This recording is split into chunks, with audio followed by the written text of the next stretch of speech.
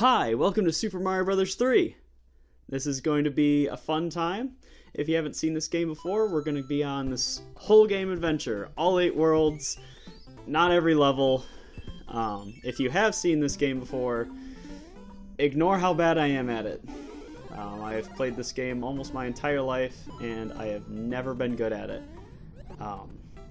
That being said, you're not going to ignore any world. We're going to be in every single part of this. Not every level, of course, because I'm not going to be doing that. But I hope you join me on this, and hopefully we'll have a good time. There, already done with the first level. Already, what, 1% done with this game. It's great. So, Super Mario Bros. 3, of course, split up into 8 worlds. I think there's about, like, 10 levels per world. Of course, you know, it gets progressively harder and all that. But yeah, this game's really fun. You know, a lot of people consider this one of the best games ever. It's well deserved. I don't know, you know, video games are such a subjective art medium, it's hard to call anything the best, but this really is a solid game. There's so much of that quote-unquote Nintendo polish, you know. From a very early time, Nintendo really knew how to make a solid game. All right, I'm going to try to get some one-ups here. Alright, come on. Mushroom! Oh, I've never been able to do this. I've played this game for 15 years, and I will never, ever be able to get that slideshow. Alright, so in each world, there's about 1 or 2 of these mini-castles, about halfway through each world. Their purpose is to be kind of a more difficult level than the contemporaries in the same world, but also it unlocks like this lock. I'll just see it on the overworld, but that allows you to kind of get back to where you were in the level without having to play all the levels again. So at the end of these castles, there's Boom Boom. He's pretty easy as a boss himself, but there's, hold on a minute. Okay, hi, sorry about that. There was a phone call I was receiving, you know. Here we like to practice a lot of professionalism. Yeah, so now I can just skip through here. If I were to die and get a game over, I could just go back down to level 5 here. Level 5, it's, you know, one of the more famous underground themes in the Mario Brothers history. The underground theme's always cool, it's jazzier, but yeah, so Super Mario Bros. 3 is really cool in that it's so tonally different from the rest of the early Mario games, you know. You look at the American releases, you know, Super Mario Bros. 1, Mario Bros. 2, Mario Bros. 3, and Mario World even, they all have such drastically different tones that you can pick any one of the games and you'll have a completely different experience. You know, a lot of games around that time, popular ones, Zelda, Castlevania, things like that, tried to go for that same kind of difference in tone. Oh, I died. Oh man, that's embarrassing. Sorry everyone. Yeah, so throughout this game there's all these kind of airborne levels, and they're a lot trickier than the ground-based levels. But yeah, so Mario 3 is cool in that I think it's pretty unanimous that it's the best in its trilogy. Even though they are so different in tone, there is definitely a step up in quality when you get to Mario 3. But I think, I don't know how like well documented this is, or if it's even the truth, but I think Mario is so flexible today as a character, as a franchise, intellectual property, whatever you want to call it, because of this early huge difference in tone. Ooh, we can play a memory game. Get some lives. See, mushroom, coin. Sorry, I'm just gonna kind of get the lay of the land here. Star, flower. Alright, let's remember that. Mushroom, coin, star, flower. Yeah, so now Mario games can kind of do whatever they want, tonally. Basically, they just have to kind of keep the same kinds of characters in it, you know, same kind of enemies, but besides that, you can really do so much with it. It does such a good job of not being limited by the platform or medium. You know, even if you look at recent releases, you know, specifically the 3D Marios, Super Mario Odyssey, Super Mario 3D World, if you go back to Galaxy, Sunshine, 64, they're all so tremendously different, but they're all Mario games. You know, in a lot of cases where such a staunch difference in tone between two games would kind of be weird or unprecedented, it works for Mario every time because that's what people are used to. In my opinion, that's probably why, because so early on, these games are all so different from each other. One is different from the American 2. American 2 is so different from 3.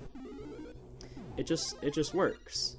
But you know, this is why they're the best. Nintendo. They know how to make games. They certainly don't know how to market a company, but they know how to make great games.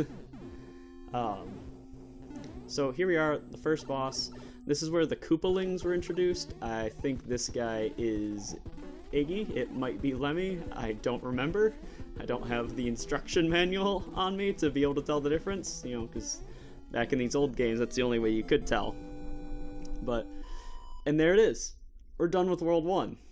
So, as you can see, this game's, you know, relatively short, you know, compared to a lot of newer games, but that's what helps it out, you know? It's not difficult, it's just, you can go through it, and if you know what you're... Oh, sorry about that. Sorry to break the character, but this is definitely on the Wii U version. It's an easy game, you can go through it as long as you know what you're doing. We get an item from the princess.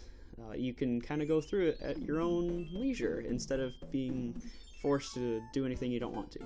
So yeah, World 2, here we are, Desert Land. This is where the game starts to really kind of get into its, starts to really indulge in its world themes. So almost all these levels in Desert Land are specifically desert themed. Oh boy, okay. And we're done with level 1.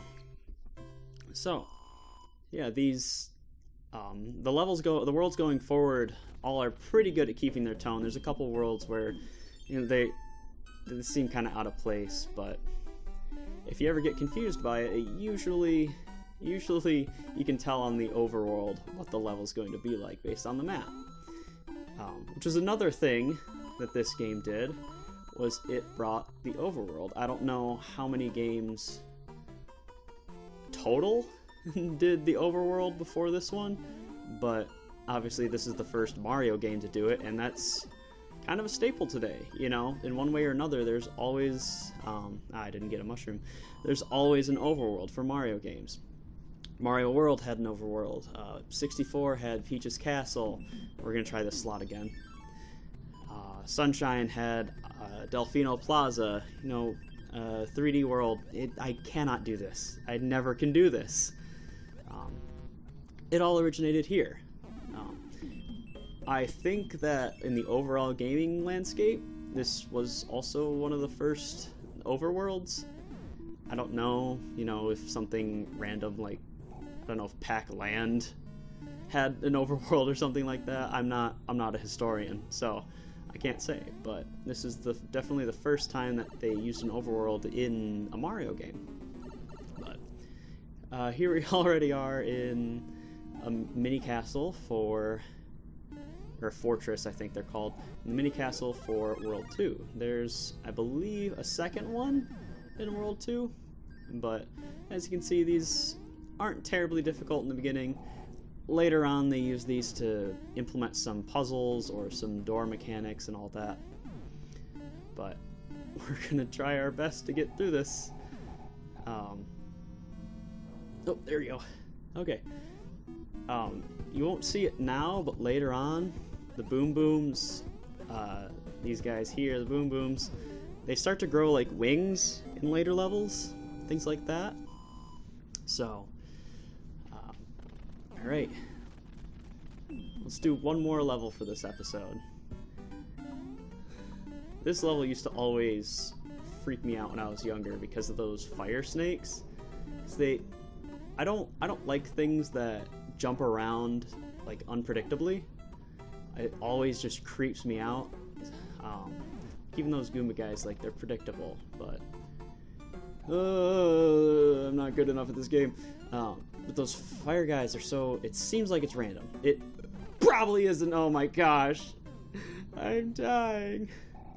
Okay, we're gonna beat that level.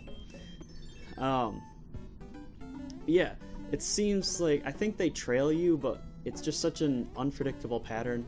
Like, I don't like frogs. I don't like hanging around rabbits or anything because they just jump around unpredictably, and I know it's a fear. It's based on a lack of control. I understand that. I understand the psychology of it, but it still just freaks me out. Okay, so yeah, this is one of, it seems like it's cool. It's just you have to wait for this Koopa shell to go through and everything. And there we go. Now we can go through the warp pipe and finish the level. So that's it for episode 1, Super Mario Bros. 3. I won't talk so much about the game next time. Hopefully I'll see you again. Thanks!